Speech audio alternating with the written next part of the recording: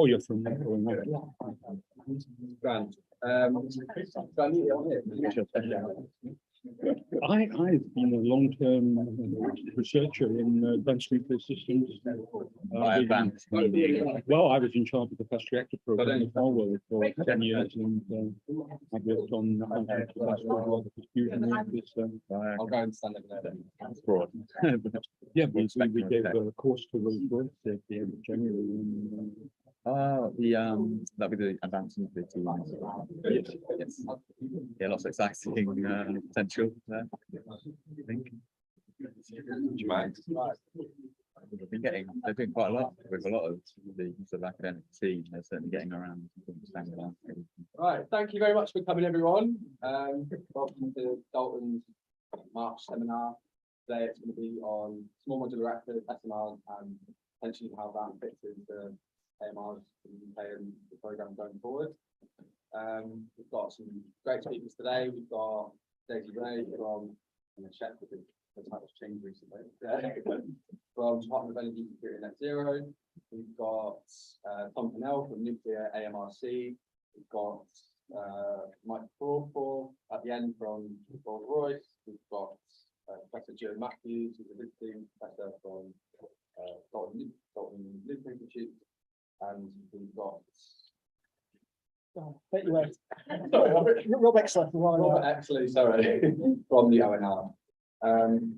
So first of all, for everyone online, if you could mute yourselves, turn your cameras off, it's going to be recorded.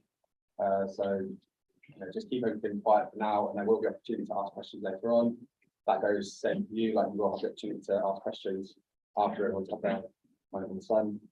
And yeah, so we'll just start off with Mike Crawforth from Rolls-Royce, who is leading the charge of SMRs. So Mike Crawforth is the Business Development Manager for Rolls-Royce SMR, bringing experience of nearly 15 years in the nuclear industry to meet with the twin challenges of decarbonisation and energy security, specialising in new products introduction programs across the breadth of the nuclear industry.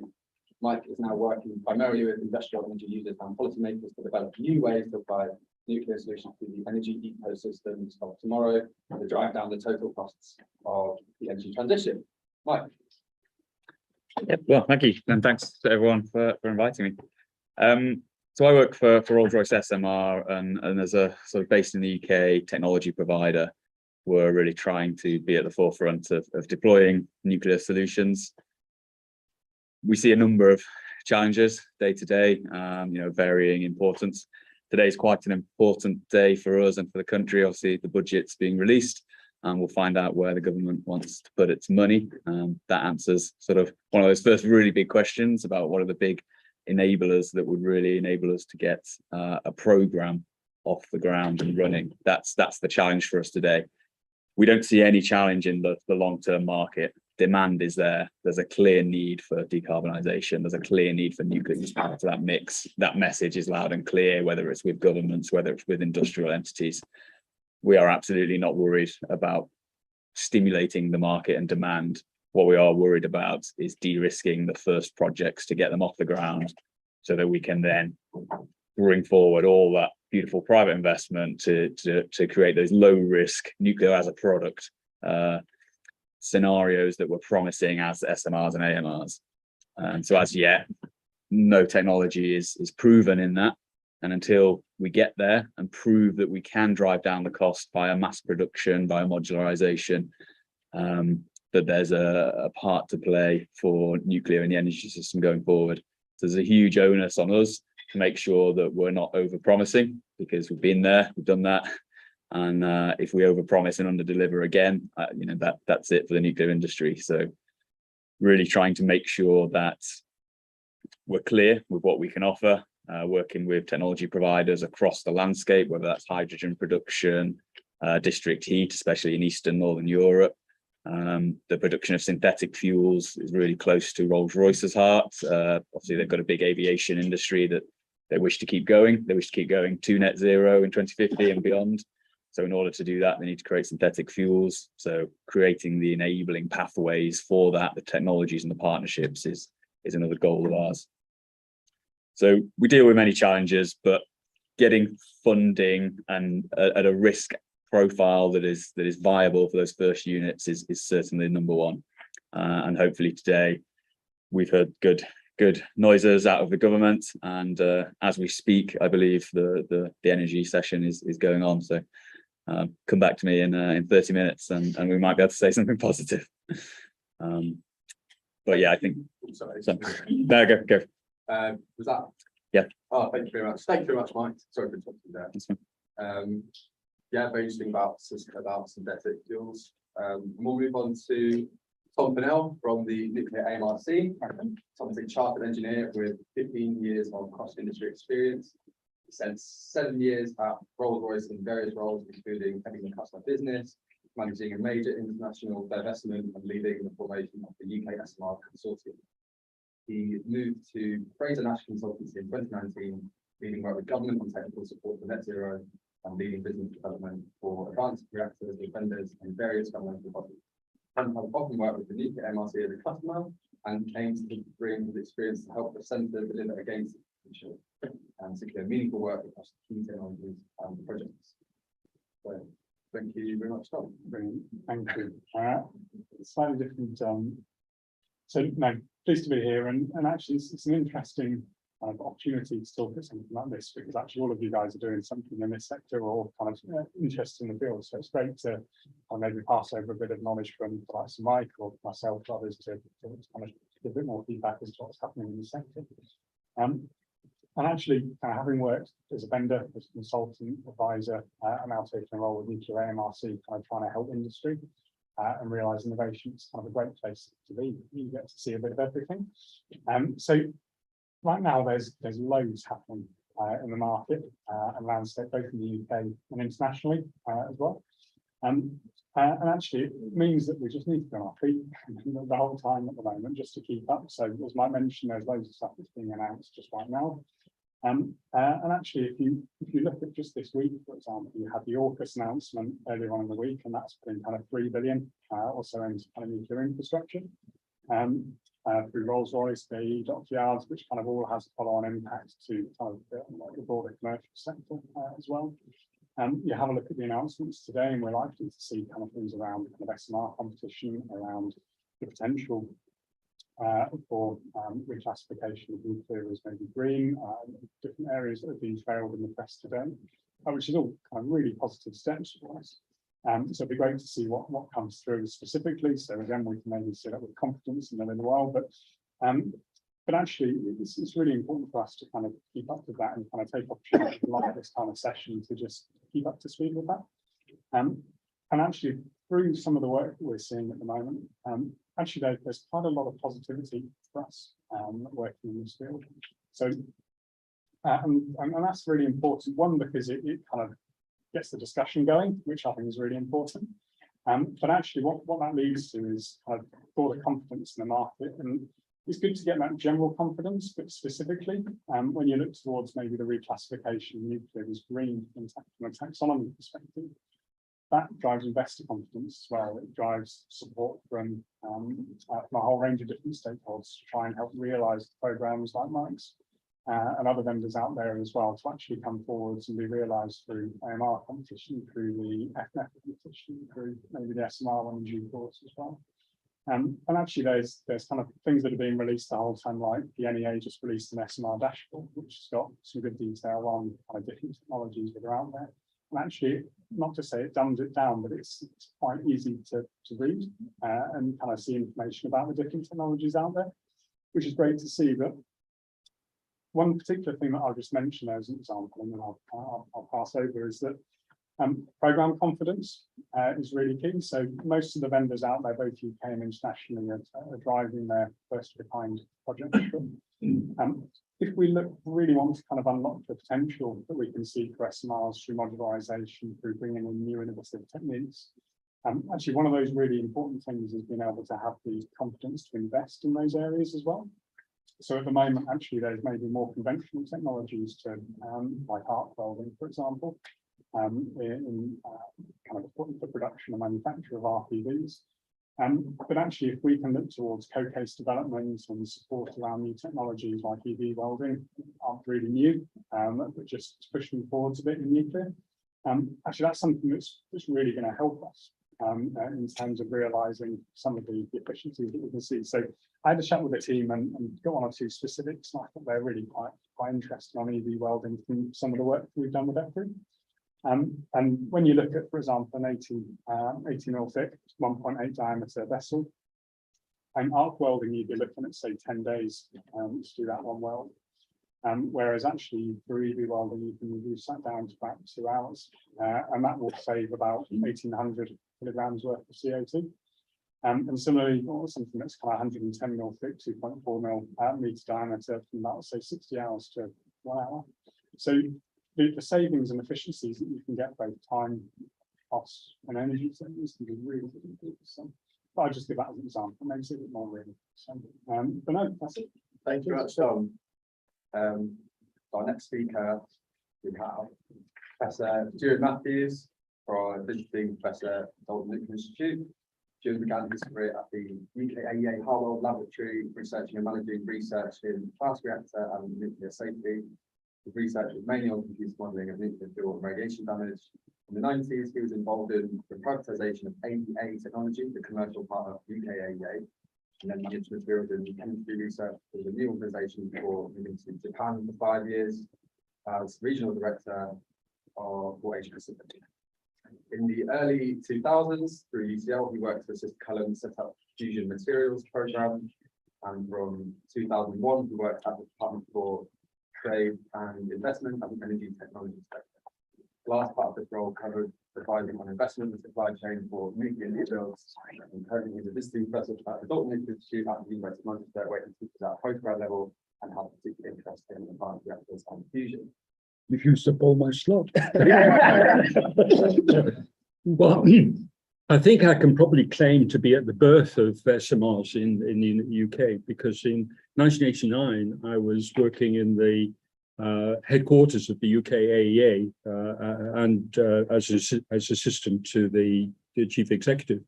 And at that time we were in negotiation with Rolls-Royce and ABB on the safe integral reactor, which was really the pioneer SMR. It was an integral reactor with the steam generators inside the pressure vessel. But unfortunately, the price of gas was so low that it was never built. But later, I worked for UK Trade and Investment, and I was on cross departmental committees on nuclear power in 2011, when we were discussing the nuclear industrial strategy. And I helped get SMRs and advanced reactors written into the advanced nuclear strategy, the nuclear industry strategy. And as a result of that, we got Sue Ian to chair a meeting late in 2013, which marked the first progress towards establishing an SMR program in the UK. Now, what are the drivers now? Only about 20% of UK energy consumption is in electricity. So nuclear at the moment is too focused on electricity. We need also to look at the use of heat. Solar and wind have low capacity factors and too unpredictable. That results in an increase in price for the power generation. If you want that explaining, ask the question later on in the talk. And of course, solar and wind mainly produce electricity. They don't produce heat.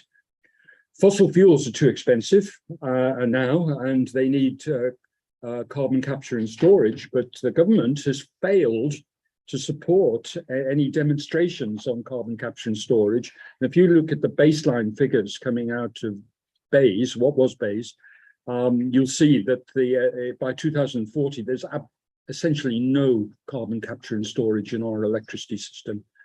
And in any case, CO2 emissions from the use of fossil fuels with carbon capture and storage are still too high.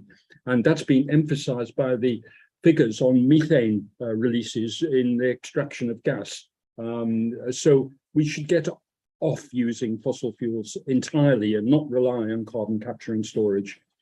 We're well off the target now for net zero by 2050, and something needs to be done.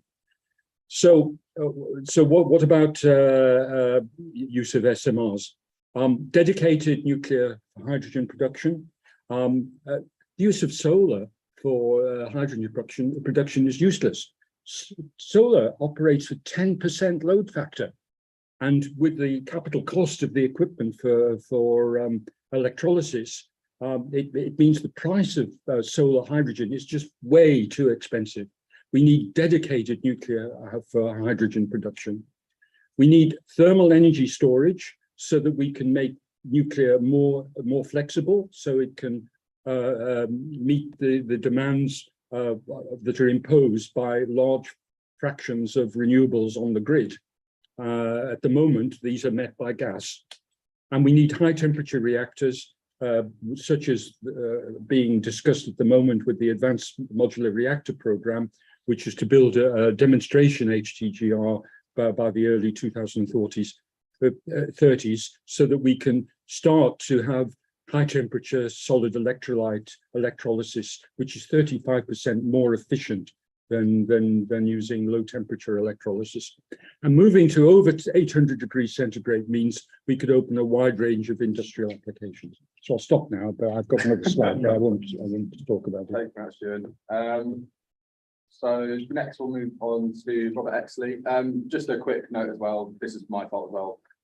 Just for speakers, especially if we just speak up a little bit and potentially speak towards that little owl, that dome on the table, that's what's recording everything. That's my fault as well.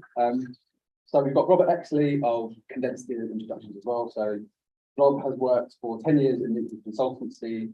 He joined what is now ONR in 2009 to undertake the generic design assessments of the EPR and AP1000 reactor designs, and he is currently leading the generic design assessment of the Rolls-Royce SMR. So thank you very much.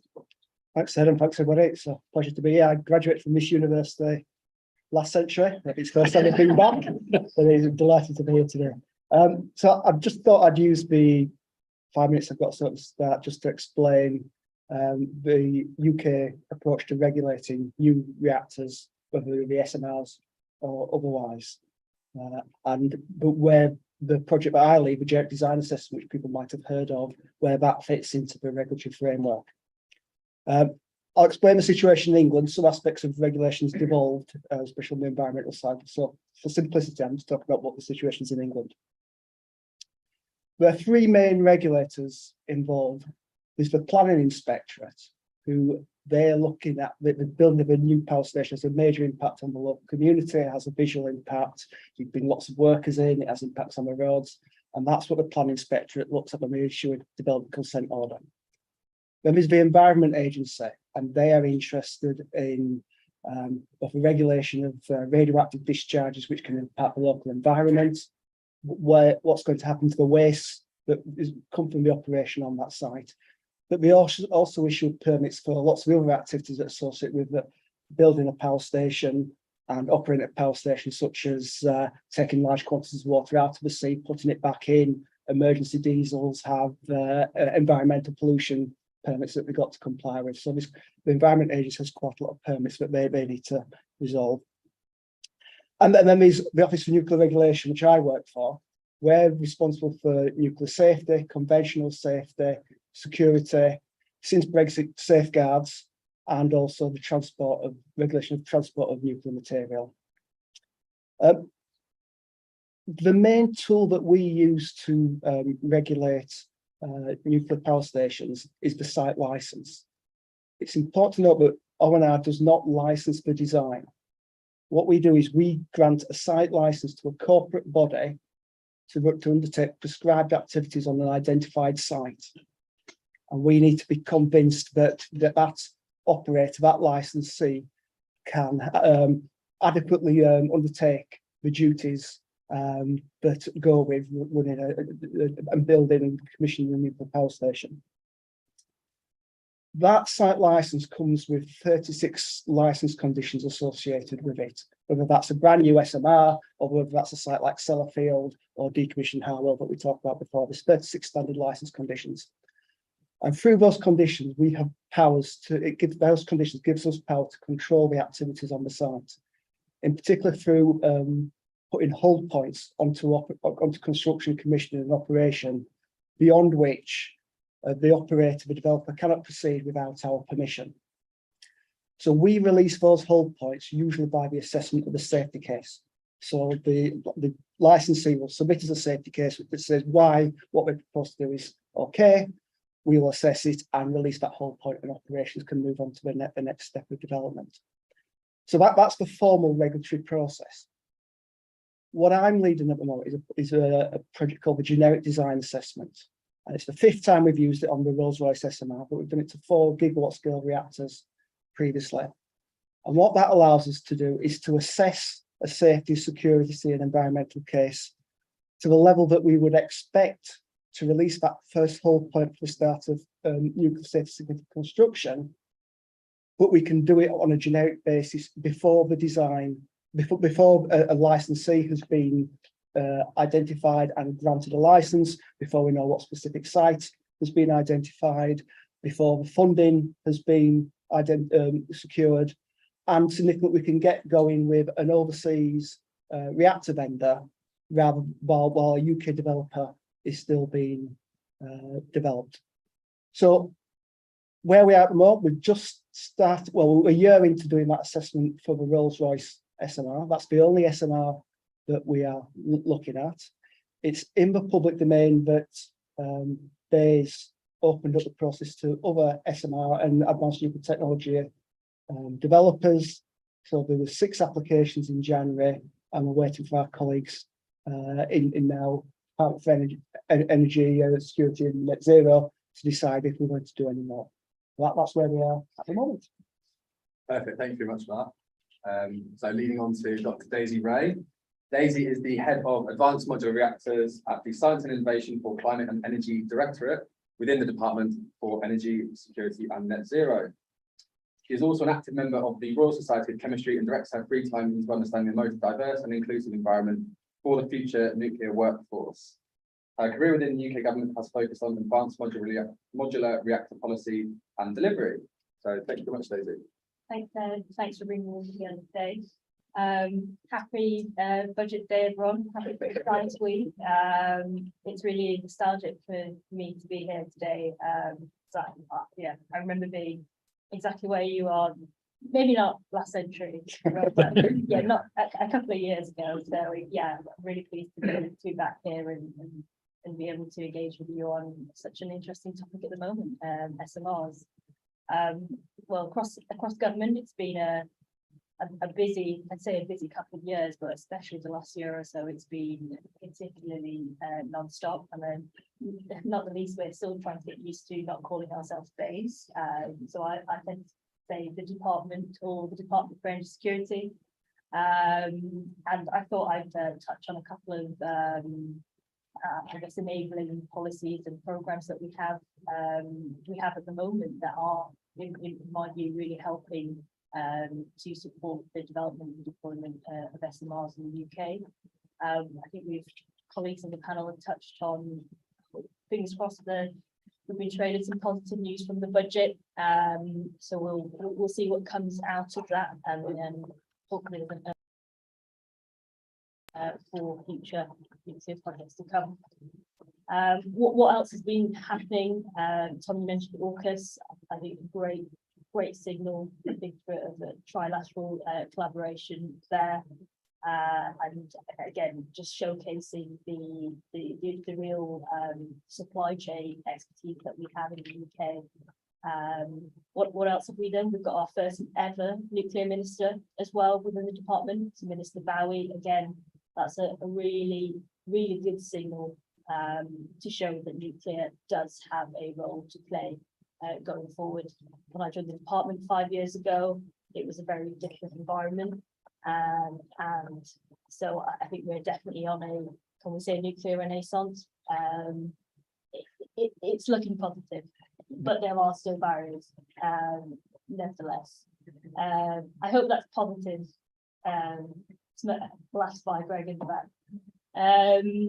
what else have we had recently? We've had extensions to Haitian and Hartlepool. I made a little tick list yesterday in terms of other things that are happening. So that's helping to continue to build our operational capability in the UK.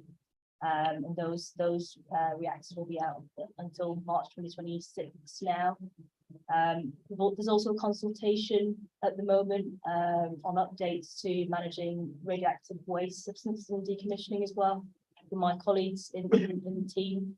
So that's open until May. And again, I think it'd be really good to get feedback from the SMR community on that to make sure that the department the policies for those areas are fit for purpose for these future reactors that are looking to come through. There's also a number of different initiatives from the department. One that I'm supporting quite heavily at the moment is the AMR demonstration program. So that's really looking to demonstrate an advanced modular reactor by the early 2030s, and the aim of that is to showcase to the market that these technologies can be built in the UK. We can demonstrate taking heat off these technologies, and the aim is that will then help unlock a future AMRs in the UK. There's also we've seen different projects on fuels as well. There's the nuclear fuels fund as well that has been in the last month or two. That's also come out, and again, that's building capability within the UK on future fuels, which will support SMRs and AMRs. So where does that leave us? I guess there's a lot of policies on technology push. Something in my mind, and I know we're thinking about the HTGR program, is the demand pull. So we're really thinking on AMRs. If we want AMRs for heat, what will that heat be used for? And that's something we're really driving with projects in that demonstration program. So getting those interactions between the nuclear community and the user community and having those engagements as early as possible is something we're really driving from the innovation program side. And also as Ted mentioned in the introduction, I was part of the Next Gen Nuclear Industry Council. One of our areas focused on the future workforce. If we want to get to 24 gigawatts by 2050, that's going to need the people, the skills, and a part of that is attracting and retaining those people. So I'll be happy to share a copy of that report, but essentially what we did was we spoke to about 100 people the last 2 years and really tried to understand what things they liked about the nuclear sector today, what would they like to see from the future nuclear sector, and how do they feel we can get there.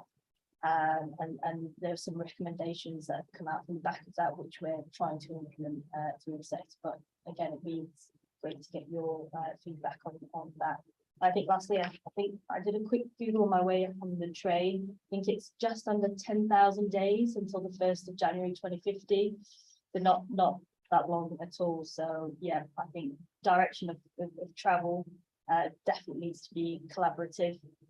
But I think with colleagues and yourselves sort of working in tandem, hopefully the future something right. Thank you very much for that, Daisy. So thank you very much, everyone. Now, so if anyone's got any questions, yes, I'll just open it up, and that goes online as well. You can put your hand up in the chat, and maybe you can get a. Yes, please, thank you. And you can speak, or you can just tap that out. That's fine.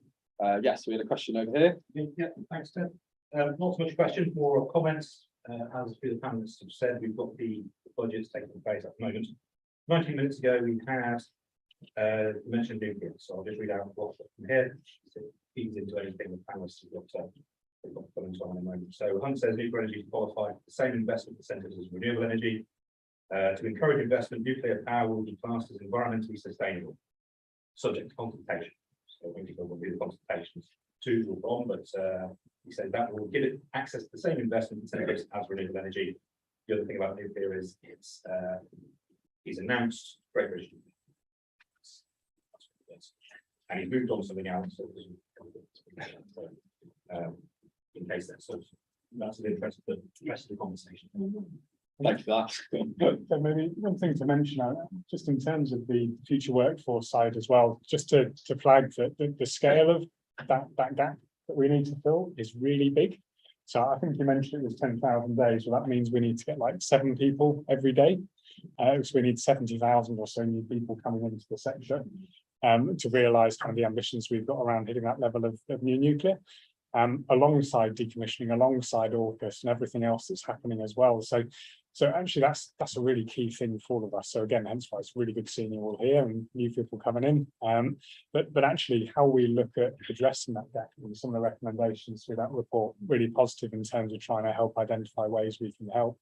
And things like the Rolls-Royce nuclear submarine academy that's just been launched as well. Great ways of bringing in new apprentices and people into the sector as well. So I thought I'd just flag because such a key thing for all of us to work through as we look towards realising what's needed. Thank you for that. Yeah, and thank you for that, Tom. And you've also reminded me, if any of the speakers also have any questions for each other, anything you want to say, be more than welcome. Yeah, no, it's just that we've got three questions online. Do you want me to read them out? Oh, yes, please. Yeah, okay. So the first question is from Keith, which is, what are the key technical risks in the SMR program? Not sure who wants to field that. Maybe. Mike, it's, you're well set up there. So technical, I mean, for us, the definition of SMR is quite broad, and in some places encompasses what we would define as AMRs. And the technical risks across all those different types of technologies and designs vary, enormously. Our design is quite boring from that sense. So we're a very traditional pressurized water reactor. They've been built for decades. We understand them very well. We understand where those technical risks are. And one of the main sort of pillars and ethoses of our program is to not innovate in that technology space, to keep it as predictable and as known as possible to keep the costs and the timescales low. So actually for us, technical risk is not one of the biggest issues. There are obviously some novelties to what we're doing around deployment, manufacture and assembly. So we're trying to modularize our entire power station. So essentially have the entire power station made of building blocks. All those building blocks are constructed or assembled in a factory. You then transport them to site and assemble them on site. And that assembly has never really been done before certainly in the scale that we're looking at, and certainly in the nuclear industry. So making sure all those bits are tested right in a factory such that we know we can get it right when we assemble it and not be in the same predicament that we're in with current large nuclear. Is probably our biggest technical hurdle. Can I say something about the Rolls-Royce design? It's definitely low risk, and I think that's very wise because we need something to get online very quickly. Of course, in the long term, of course, we need something more ambitious, such as the high temperature gas cooled reactor. But one of the difficulties with SMRs is a lot of the energy in developing SMRs has been diverted onto very tiny reactors, which are really irrelevant for supporting the grid. We need larger reactors because the savings you get on going for modularization and factory construction and series build disappear if you make the reactor too small. So it's quite brave of Rolls-Royce to go to 460, is it? 70. 470, but that's probably where the minimum price is. So I fully support what Rolls-Royce are trying to go doing, but it's first steps. Thank you. And I think Rob, you had something to say? Yes, I just want to come on the point of risk. So the question didn't articulate what sort of risk they're talking about. So as the nuclear safety and security regulator, we are interested in the safety and security risks. We're not responsible for the risks of building to time and to cost. And that's traditionally what's been the killer for nuclear projects, even ones that were underway. What we are doing is, the GDA process, which I lead, is about trying to be satisfied that the design addresses those safety and security risks before construction has started. So that because we ultimately have to be satisfied with safety. What we don't want to be doing, nobody wants us to be saying we're not satisfied with that design when there's 1,000 people on site and the crane's about to blow the component into position. So as much as what we can do to help that risk is by trying to address or be satisfied with the safety and security risk as much as possible before construction starts, before the companies start to apply for funding, so they know what the cost would be, and then to hopefully maintaining our standards by easing it through, and the safety and security issues not being a barrier to delivery to time and to cost as much as possible. Thank you. So one of you walked all the way through us on this one. So the only thing I'll just flag is that there is a kind of a natural cycle that we'll probably see in terms of development of the technology. So right now we're looking at obviously Rolls-Royce and those kind of more established technologies and kind of modularizing them and helping them move forwards. But then HTGRs and then maybe smaller technologies that can come through for commercial use. And one thing that was in the news, and you might have seen it in the last couple of days, was a data center using their energy to heat a swimming pool and giving that energy for free. That's a great thing. But actually, what if you could kind of take some of the newer, smaller technologies that are being developed and actually find ways that you could bring them closer to the end use? And so I think kind of how the technology will evolve and actually how you can harness that in a safe way that's regulated in the right way to make sure that it's appropriate for that type of location. Be a really interesting way to see the sector develop alongside the absolute demand for high levels of energy now to meet the demand that we've got. So that would be pretty interesting to see. And I suppose some of the work you're doing on the AMR side will help feed into that natural progression. Yeah, no, definitely. And I think I've actually just spotted a banner in the corner of my eye, just that we're in the sort of the National Institute for Advanced Materials, and I guess as Tom's mentioned, for AMRs and that step change, that they are elements that we're exploring through the phase program, the HTGR demonstration program. Possibly just a follow-up question to Mike or others on the panel, I guess, for any sort of first of a kind SMR. You may opt for maybe materials that we're more comfortable with for later down the line. Do you envisage a journey where you may explore more innovative materials? Yeah, so we do have a technology sort of development roadmap where things like EB welding that Tom mentioned, we're not baking that into our baseline because it's just, it's coming along, but we can't be certain it will be ready for when we need that first of a kind, and we can't take that risk. However, if it can demonstrate the savings and it's acceptable to the regulators, then absolutely we need to start baking those improvements into the program. From a materials point of view, a lot of the materials research is focused on the higher temperatures, which is fortunately a problem we don't have to deal with. So maybe some advancements in materials, especially around fuel forms and things like that. But certainly advancements in manufacture, there's lots of those being pursued, and the more we can implement, the better, to keep driving that cost down as we go through the units. Graphite's another area where there's kind of good potential as well. Across the piece of the demand that's needed for that material as we step forward for HTGR. There's a question of just, I suppose, we've got a lot of graphite in the UK already. How can we potentially use that, harness that in some way, or how can we manage its recycle potentially through to actually as we step forward into, I suppose, other technologies, actually they're different grades, different ways of manufacture, and so that whole area from a materials perspective is really interesting to see how it develops as well. Okay, thank you. I think we'll take another question. There's 4 more online, but let's do one in person. We'll do one in person, then we'll take some online. Yeah. So, given you're not just concerned about energy security, given like the war in Ukraine and energy prices going up and up, resource security as well, the likes of critical materials being rationed by where they come from, even China and Russia included. Do we see, in light of that, given we have no indigenous source of uranium potentially closing the fuel cycle again? Or are we just kind of keeping that option on the table as going with an open fuel cycle for the time being? That's something we're discussing right at this minute in the Dalton. Now, what's the title, Greg? It's the Policy Development Group. So it's clearly something we're keeping an eye on. If we take the current usage of uranium and we project it forward, we probably wouldn't need to go to closed fuel cycles until the start of the next century or some years into the next century.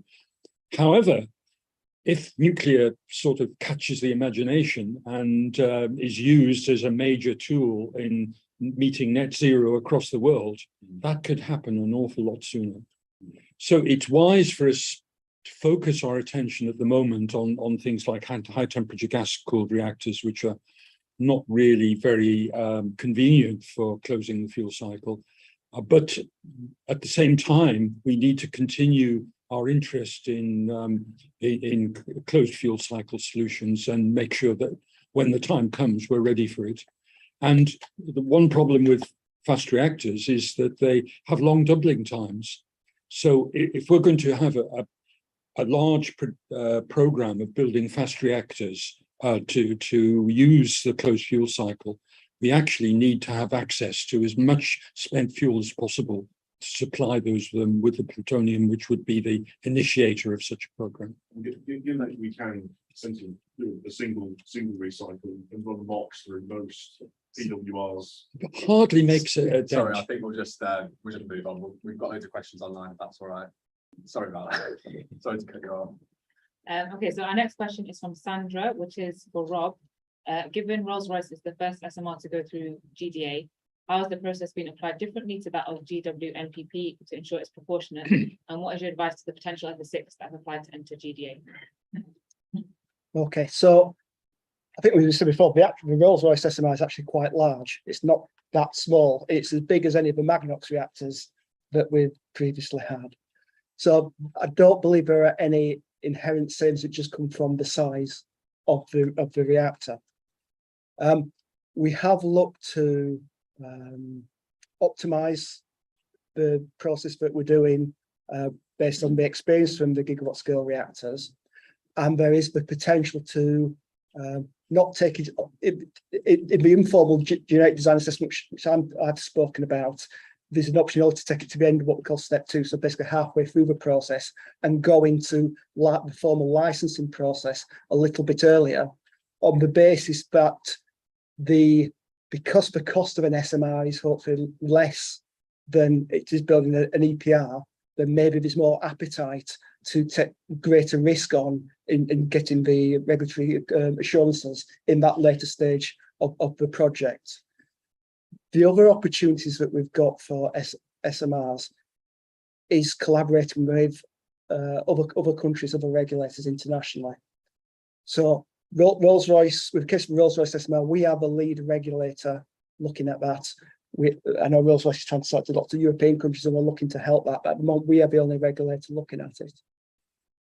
If in the future other SMRs become proposed for the UK, we will look to take any opportunities to see what the other US NRC or the Canadian CNSE, the French regulators, Japanese regulators, what they have already looked at. We will still look to make our own sovereign decisions, but if we can see the analysis, the assessment that another regulator has done, and that can get us to ourselves being satisfied with the safety and security of the design without going through or crudely called the handle turning ourselves, we will definitely look to take advantages of that. Thank you. Should we take another question online and then another in person? Yeah, sure. So the next online question is, with the potential for SMRs/AMRs to be deployed away from existing nuclear license sites, what thought has been given to engaging with local communities who have no experience of having a nuclear facility in their area? I'll maybe mention one thing. So there was an interesting piece of work that was done a little while back, and it was done by a company.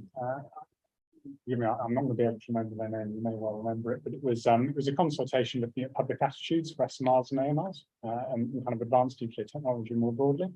And they engaged with kind of a whole range of stakeholders, both government, NNL were involved, a few others, looking at actually what do people know about nuclear. And actually, a lot of people really didn't know too much about the specifics around it.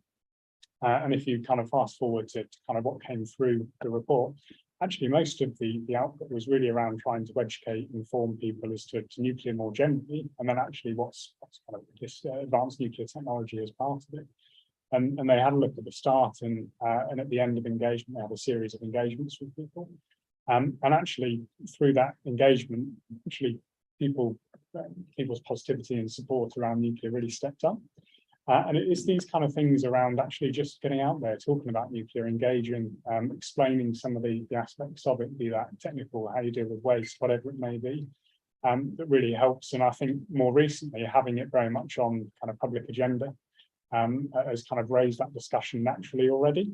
And I think there's a good opportunity to do more and bring that in. So I think there's been work that's been done to explore maybe how to engage, but actually I think there's still more for us to do kind of as a whole, really. In terms of keeping up that engagement.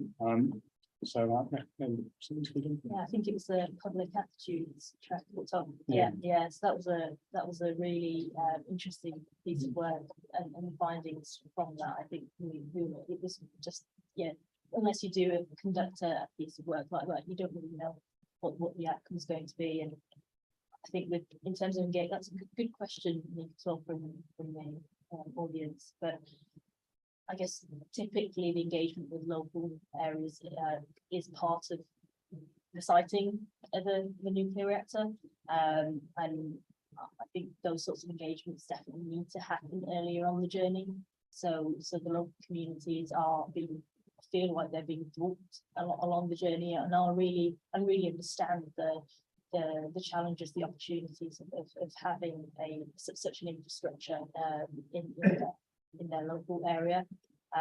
So I think that's definitely something, that sort of early engagement I think is really critical if we do want to have many nuclear reactors going forward, whether it's SMRs or future gigawatt or AMRs as well. And I think some of that, the recommendations coming out of the future workforce as well. I think if the group have a little bit of time, we would like to get up and down the country and speak to those local communities who are currently residing near nuclear power reactors and those who aren't, to get a sense of the difference or synergies in their views. Thank you very much for that. Yes. Right, so given that the Rolls-Royce small modular reactor is quite large for a small modular reactor, kind of comparable to a small power plant, who do you see your potential customers being international? Because a lot of the benefits with microreactors don't apply to this actually. So today we're working with a broad spectrum of customers, from the sort of obvious, the governments, the national states. There's a sort of slight step down from that in state utilities. So particularly in Eastern Europe, there's a sort of Soviet hangover with lots of government involvement at the utility level, but then even down to the industry level. So then you've got sort of state-backed industry, and then moving away from that into real private industry, you know, the likes of big data users or big chemicals producers, fertilizer producers, the real big energy hungry industry recognize the challenge of net zero and that they're really, to truly decarbonize, they're running out of other options. And so they're starting to now be willing to go public with, we've done the analysis, we've done our own assessment, we need nuclear.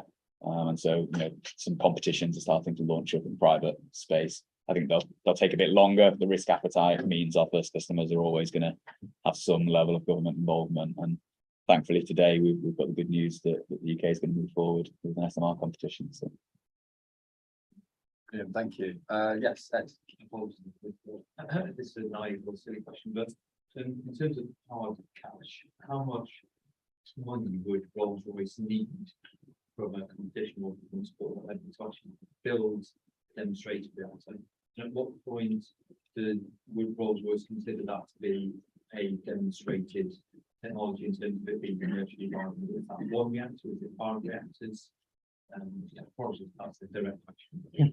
Yeah, well, so we don't plan on doing a specific sort of demonstrator unit. We plan on building the first of a fleet that we then replicate with 2, 3, and we're baking in lots of learning to that first one, to that second one, right the way through the 5th one. You know, you're going to be a lot of the way there, but even up to the 10th unit, we're still going to be learning, and then beyond that, we'll still be implementing improvements as new technologies become available. So we'll never probably stop on that learning journey. To get that first one off the ground, because of the level of contingency and risk that's baked into that, it does cost more. And there's a sliding scale of how much money is enough money from, from the government. There's no announcement today on what that support would look like, and I believe that might come at the end of the month. And I would be amazed if there's not an expectation that government funding is matched by private investment. So I assume it would look something like that, where it's not an entirely government funded model. I think maybe one point to add to that is you can have your 2 billion, 1.5, whatever it may be, specific cost associated with a new build, and you've got your development program to kind of feed into that and get it there as well. But actually, it's that I suppose confidence, not just in terms of funding, but actually, is the site ready? Do we have GDA? Do we have we engage with the local communities? And it's the everything else that's there as well. And so some of the work that kind of we're beginning to see trailed in terms of GBN, and that actually, how do we get it to a position where this is a deployable product? I think is a really key thing to take account of alongside the financial, because actually it's a lot of those enablers that are really needed to realise these technologies and actually have them in a position where we're just rolling them out and they're being churned out to achieve net zero ultimately. Thank you for that. Any questions in the audience? Yes. So obviously, possibility of being built means more ways to dispose of, and attempts to build more secure storage beyond facilities, for example, in the UK. You need to be familiar with living near nuclear sites that sort of failed in the past. Is there going to be any sort of development or evolution in the public consultation process to try and push this kind of issue of these slightly uninspiring but necessary parts of the supporting industry a bit further in order to achieve the aim of fully maintaining the nuclear fleet and disposing of the resulting waste? I think you and do jump in, but yeah, I think we definitely need credible spent fuel strategies as part of these new technologies coming through. In terms of your question around consultations on GDFs and sort of spent fuel management, right, waste management, I mentioned the consultation that's currently live at the moment. My colleagues in the directorate have a better appreciation of that, but from my perspective, I think that consultation has updated policies around sort of the back end of the fuel cycle, and is looking to the sector to understand are those fit for purpose really for small modular reactors coming through, and advanced modular reactors as well. There was a paper last year. I think it was University of Pennsylvania, but it had a connection with Stanford. It's a shocking paper which claimed that it would cost you produce 30 times more waste in an SMR than a larger reactor, and of course it was rubbish. The reason was they were taking a specific example, which is the fast reactor, the Toshiba 4S reactor, which is very, very low power density, tiny reactor, just 4 megawatts electrical. And certainly that did have 30 times more waste. If you're talking about Rolls-Royce, there's a little bit more because shielding tends to be the same thickness no matter what the size. So you get a little bit more waste, but it's not a big issue.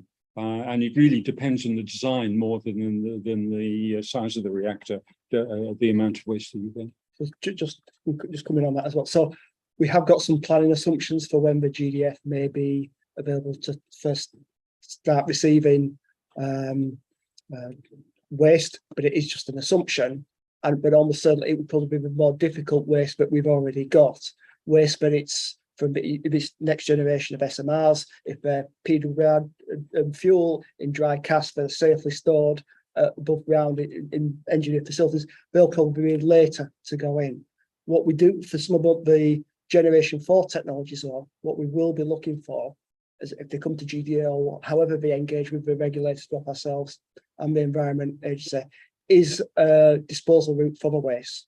So I think we know what we're doing with PWR, BWR fuel. What would we do with a molten salt reactor? What would we do with a lead-cooled reactor, the vendors will have to come up with an acceptable and credible solution and talk to nuclear waste services to see what role any geological disposal facility will have in taking the waste from these new technologies. With advanced reactors and fusion, I think we should be looking for more recycling. For instance, molten salt reactors, the salt should be recycled. Nearly everything has a potential to be recycled, particularly as we have the ability for remote handling and what have you. And so we should be putting less in the ground and recycling more. Finally, just credit to the likes of EDF for what they're doing around Sizewell B dry stores in terms of raising some level of visibility and being transparent around what's happening there. And it sounds silly, but like having people have pictures with their hand on the flask, which is kind of good for people to see those type of images potentially around it all as well. That's not good. Oh, this site has been essentially selected for a GDF thing, create massively emotive headlines in the press and people get very angry about it. The technology is there, but also the consultation side of it needs some work because it seems like you refer to as nuclear waste dump, and it's not in a highly engineered facility, and that needs to be kind of publicised better in some way. Yeah, I think I agree with you as well, because sort of engaging with the YGN and the Nuclear Institute folks, I think they recognise that the public communication piece of nuclear could be improved. I think we are seen as a special energy technology, and like you say, that definitely flows down to emotive headlines being associated with bits of infrastructure. And I'm pretty sure other sectors don't get that. And I think perhaps we would start earlier in terms of opening up the sector to school leavers, those going into university. I sort of fell into nuclear actually, I did just a chemistry degree and then heard about nuclear. And I've met quite a lot of people in the sector that have said the same. So I think, do we need to, alongside the public communication piece, do we also need to create a dedicated skills for nuclear trajectory where people can sort of leave school and say, yes, I do really want to work in the sector, and hopefully that positive messaging can then filter out into the public as well. That leads on really nicely to the next online question, which is AMR and especially HTGR development is advancing at a rapid pace around the world. What can we do to ensure the security of supply chain and skills in the UK? So I kind of have to speak on this one. I can get away with it. When I think in terms of kind of looking at the skills side of it, I think as mentioned, that activities like really looking towards what are the interventions that we can take. So GBM is a good example of being set up and actually having a look at how do we get to the future that we need to realise. So when they've been looking at that, there's kind of a whole range of things that were considered as part of it.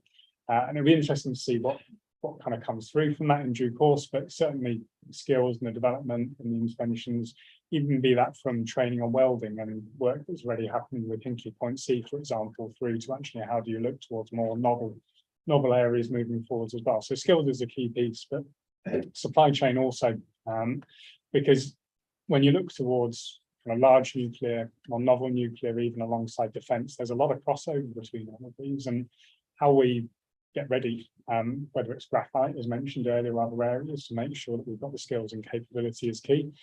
So as nuclear AMRC, we tend to take a role in trying to support organisations and working through that to make sure that they can be ready for what's there. So we've got industrial advisors that work with people to help.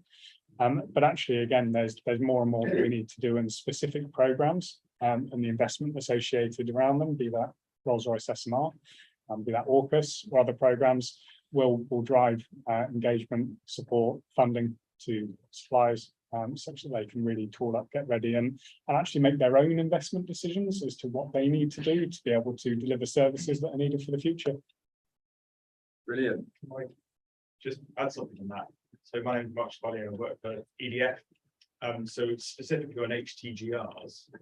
UK is well leaders in gas-cooled graphite moderated reactors from the AGRs we've been operating for the past 40 years.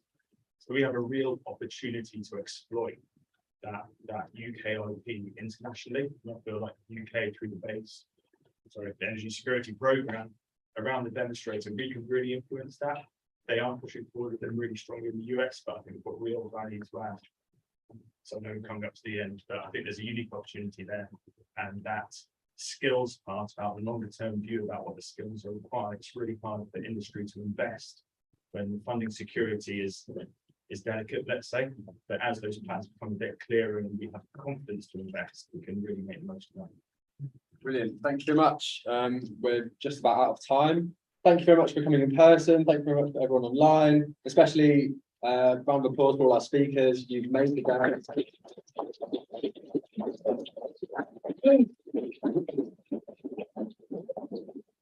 Just a quick announcement.